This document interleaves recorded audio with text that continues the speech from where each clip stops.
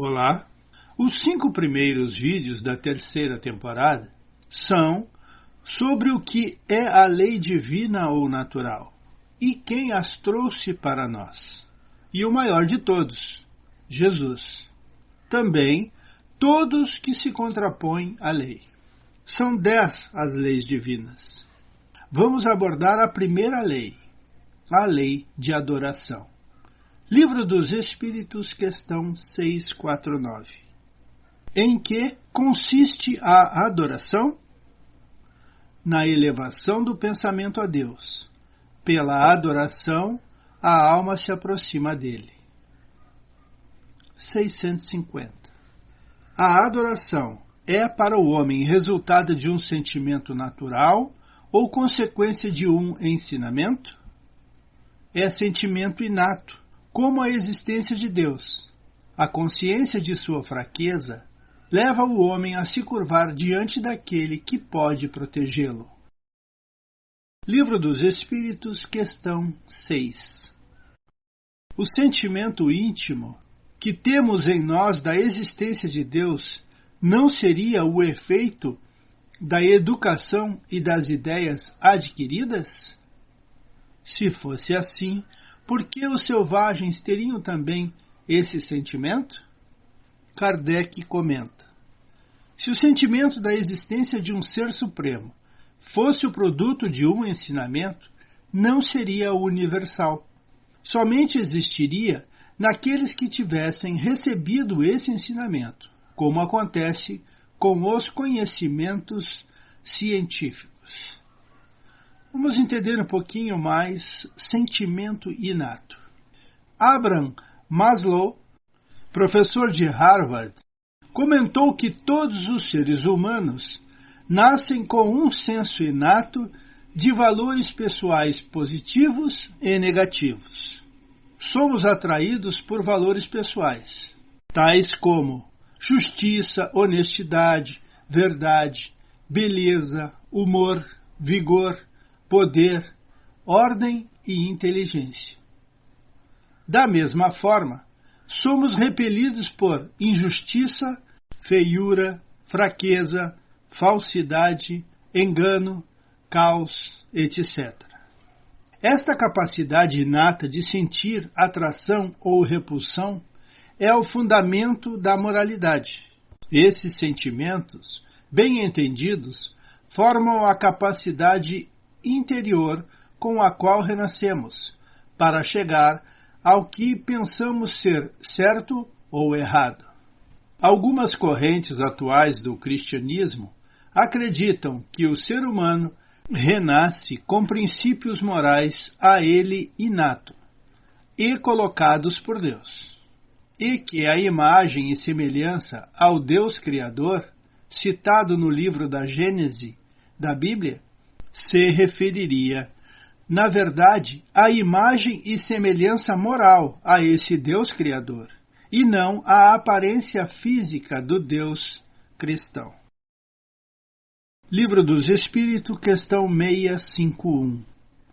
Houve povos desprovidos de todo sentimento de adoração? Não, nunca houve povo ateu. Todos compreendem que, acima de tudo, há um ser supremo. Qual a definição da adoração? No livro Leis Morais de Joana de Ângeles, no capítulo Amar a Deus. Amor é vida.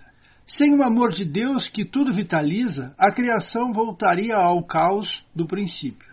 Sem o amor ao próximo, não se pode amar a Deus. Não podendo o homem romper a caixa escura do egoísmo, saindo de si na direção da criatura, sua irmã, dificilmente compreenderá o impositivo do amor transcendente em relação à divindade. Na vida, sob qualquer expressão, está manifesto o amor. A maneira mais agradável de adorar a Deus é elevar o pensamento a Ele, através do culto ao bem e do amor ao próximo. Origem da adoração. Livro dos Espíritos, questão 652. Pode-se considerar a adoração como tendo origem na lei natural?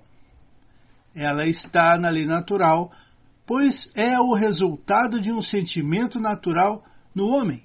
Eis porque se encontra entre todos os povos, ainda que sob formas diferentes. Vamos falar um pouquinho de adoração exterior e vida contemplativa.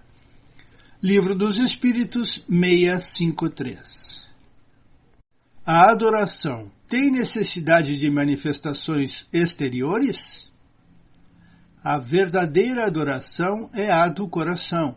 Em todas as ações, imagina sempre que o Senhor está conosco.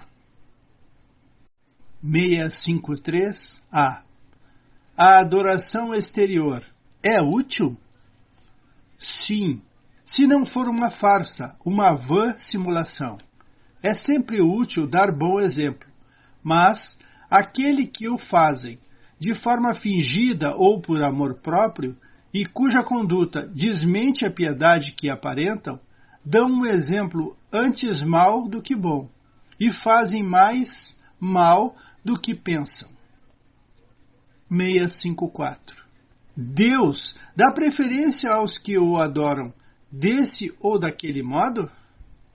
Deus prefere os que o adoram verdadeiramente com o coração, com sinceridade, fazendo o bem e evitando o mal. Aqueles que acreditam honrá-lo por cerimônias que não os tornam melhores para com os seus semelhantes. Todos os homens são irmãos e filhos de Deus. Ele chama para si todos que seguem suas leis, qualquer que seja a forma em que se exprimem. Quem tem apenas a piedade aparente é hipócrita. Aquele em que a adoração é apenas fingimento é presunçoso. Em contradição com sua conduta, dá um mau exemplo. Aquele que faz da adoração do Cristo uma profissão, e que é orgulhoso, invejoso e ciumento, que é duro e implacável para com os outros, ou ambicioso pelos bens deste mundo, eu digo que a religião está nos lábios e não no coração. Deus que vê tudo dirá: aquele que conhece a verdade é 100 vezes mais culpado do mal que faz do que o ignorante selvagem que vive isolado e será tratado desse modo no dia da justiça. Não pergunte, portanto, se há uma forma de adoração mais conveniente, porque isso seria perguntar se é mais agradável a Deus ser adorado antes em uma língua do que em outra. Os cânticos apenas chegam a ele pela porta do coração. Qual a intenção dos que praticam a religião sem fé? Livro dos Espíritos 655. É repreensível praticar uma religião em que não se acredita sinceramente, visando somente o respeito e para não escandalizar aqueles que pensam de outro modo? A intenção, como em muitas outras coisas, constitui a regra. Aquele que respeita as crenças dos outros não procede mal. Faz melhor do que aquele que as ridiculariza, porque falta a caridade. Mas aquele que a pratica por interesse e por ambição é desprezível aos olhos de Deus e dos homens. A Deus não agradam os que aparentam se humilhar diante dele, apenas para desfrutar da aprovação dos homens. 656. A adoração coletiva é preferível à individual? Os homens reunidos numa comunhão de pensamentos e de sentimentos têm mais força para atrair os bons espíritos. Ocorre o mesmo quando se reúnem para adorar a Deus. Mas não acredite por isso que a adoração particular seja de menos valor, porque cada um pode adorar a Deus ao pensar nele. E a vida contemplativa? 657. Os homens que se entregam à vida contemplativa, não fazendo nenhum mal e pensando apenas em Deus, têm méritos perante Deus? Não, Porque se não fazem o mal, também não fazem o bem. E são inúteis. Aliás, não fazer o bem já é um mal. Deus quer que se pense nele, mas não que se pense apenas nele, uma vez que deu ao homem deveres a cumprir na terra. Aquele que consome seu tempo na meditação e na contemplação não faz nada de meritório aos olhos de Deus. Porque a dedicação de sua vida é toda pessoal e inútil para a humanidade. E Deus lhe pedirá contas do bem que não tiver feito. Vamos ficar por aqui, agradecidos e pedindo sempre: Jesus esteja conosco.